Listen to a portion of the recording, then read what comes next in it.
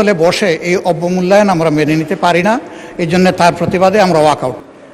আমি অনুরোধ করছি একটু ধৈর্য ধরে অপেক্ষা করেন, নোটিশের বিষয়বস্তু শুনেন, তারপরে আপনারা feel free to walk out. আপনার অ্যাবসেন্সে এই হাউসে এই নোটিশটা পড়া হয়েছে। আমাকে সুযোগ দেওয়ার জন্য। গতকাল যখন দিবসের সর্বশেষ কর্মসূচি আলোচনা হয়, আলোচনার শেষ বক্তা ছিলেন মাননীয় আইনমন্ত্রী। তিনি তার বক্তব্যে আমাকে একটু হয়তো খেয়াল করেন নাই ভালো করে, আমার কথাটা আমার তাই মনে হয়েছে। ইন্টেনশনালি উনি বলেছেন এটা আমি মনে করি না। আমি যা বলেছি তিনি এর বাইরে গিয়ে একটু আমার সম্পর্কে বলে ফেলেছেন।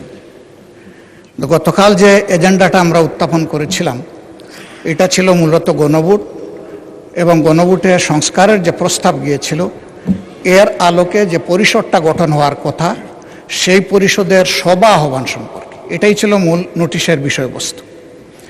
এক পর্যায়ে মাননীয় স্বরাষ্ট্রমন্ত্রী একটা প্রস্তাব এনেছেন। এই প্রস্তাবে আমার বক্তব্যে আমি রেসপন্স দিতে গিয়ে বলেছিলাম, যেহেতু আলোচনাটা হয়েছে সংস্কার পরিষদের উপর, যদি এইটাকে কেন্দ্র করে কোনো কমিটি, বিশেষ কমিটি গঠন হয়, তাহলে আমরা ইতিবাচকভাবে সেটা ভেবে দেখব। এবং একই সাথে বলেছিলাম যে সেখানে সরকারি দল এবং বিরোধী দল থেকে সমান সংখ্যক সদস্য নিলে এটা অর্থবহ একটা কমিটি হিসাবে রূপ নেবে বলে আমরা বিশ্বাস করি। যেহেতু আমরা এখানে এসেছি সংকট নিরসনের জন্য, সংকট তৈরির জন্য নয়। এর উত্তরে তিনি তার কথা বলেছেন। আমার বক্তব্য যেহেতু আগে হয়ে গেছে, বিষয়টা আমি ক্লারিফাই করলাম। কিন্তু যেহেতু এটা জন আকাঙ্ক্ষার বিষয়, গণভোটের বিষয়, প্রায় 70% মানুষের রায়ের বিষয়, আমরা প্রত্যাশা করেছিলাম যে আপনার মাধ্যমে প্রতিকার পাব এবং সিদ্ধান্তের জন্য আমি আপনাকে আহ্বান জানিয়েছিলাম। কিন্তু কোনো সিদ্ধান্ত হলো কিনা আমি বুঝতে পারি নাই। এই বিষয়টা আপনার কাছ থেকে আমি স্পষ্ট জানতে চাই। ধন্যবাদ মাননীয় স্পিকার। মাননীয় বিরোধী দলের নেতা, কালকের প্রস্তাবটি ছিল একটি মুলতবি প্রস্তাব।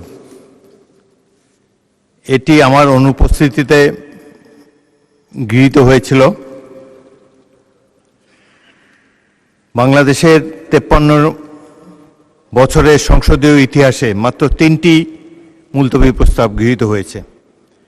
একটি জনাব আনোয়ার হোসেন মঞ্জুর, অপরটি ছিল গ্রেনেড হামলা সম্পর্কিত, আর একটি ছিল নুর ইসলাম মনির কোস্টগার্ড সম্পর্কিত। বছর পর বছর চলে যায়, কোনো মুলতবি প্রস্তাব গৃহীত হয় না সংসদে। তারপরেও প্রাণবন্ত আলোচনার জন্যে ডেপুটি স্পিকারের সভাপতিত্বে মুলতবি প্রস্তাবটি গ্রহণ করা হয়েছিল।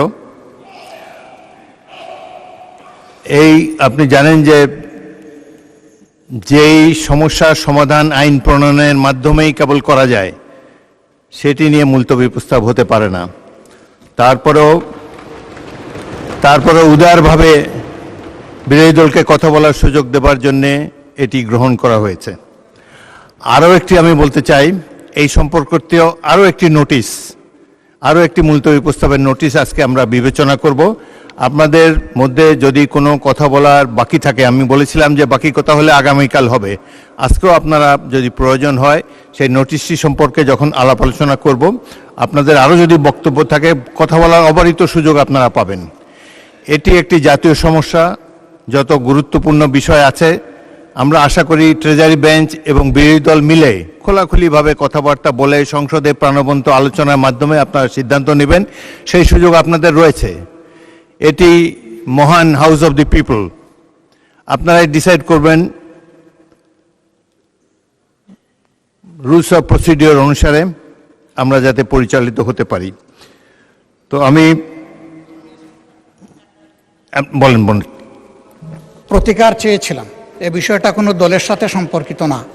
যে বিষয়টা নির্বাচনের আগে সরকারি দল, বিরোধী দল সবাই একমত হয়েছিলাম, এর সপক্ষে কথাও বলেছি, ক্যাম্পেইন করেছি। আমরা প্রতিকার যে পেলাম না, এতে আমরা না, এতে দেশবাসীর তাদের রায়ের প্রতিফলন হলো না, মূল্যায়ন হলো না। আমরা বিরোধী দলে বসে এই অবমূল্যায়ন আমরা মেনে নিতে পারি না। এই জন্য তার প্রতিবাদে আমরা ওয়াকআউট করছি।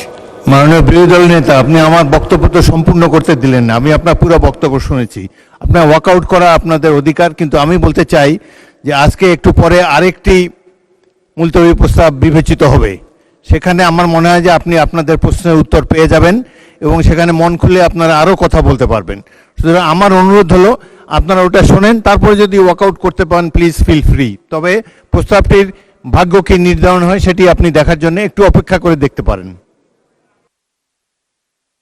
বিরোধী দলের নেতাকে মাইক দেন। হ্যাঁ, ওই নোটিশটাও আমাদের নজরে আগে কিছুটা এসেছে এবং আমরা মনে করি যে মূল নোটিশকে চাপা দেওয়ার জন্য ওই নোটিশটা সামনে আনা হয়েছে। এই জন্য দুইটার প্রতিবাদেই আমরা এই সংসদ থেকে আপাতত মাননীয় বিরোধী দলের নেতা, ধন্যবাদ মাননীয় নোটিশই তো উত্থাপন হয়নি, আপনি কি করে বুঝলেন কোনটা চাপা দেওয়ার জন্য এটা করা হচ্ছে? আমি অনুরোধ করছি একটু ধৈর্য ধরে অপেক্ষা করেন, নোটিশের বিষয়বস্তু শুনেন, তারপরে আপনারা feel free to walk out. আপনার অ্যাবসেন্সে এই হাউসে এই নোটিশটা পড়া হয়েছে, সংশ্লিষ্ট সদস্য এটা পড়েছেন, আমরা শুনেছি। এই জন্য আমরা বুঝে শুনেই বলছি যে এই দুই কারণেই আমরা এখন ওয়াকআউট করছি। আপনাকে ধন্যবাদ। নিশ্চয়ই সংসদীয় রীতি অনুযায়ী আপনারা ওয়াকআউট করতে পারেন, ফিল ফ্রি।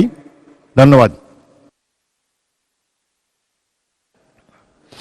ইয়েস, মাননীয় স্বরাষ্ট্রমন্ত্রী। মাননীয় স্পিকার, আপনাকে ধন্যবাদ। মাননীয় বিরোধী দলীয় নেতা ওয়াকআউট করতে চেয়েছেন, পার্লামেন্টারি কালচারে সেটা আছে, রাইট আছে, তারা ওয়াকআউট করতে পারেন। কিন্তু যে কথাগুলো রেকর্ডেড হয়ে গেল তার বিপরীতে আমাদের বক্তব্যটা 1-2 মিনিট রেকর্ডে থাকা ভালো।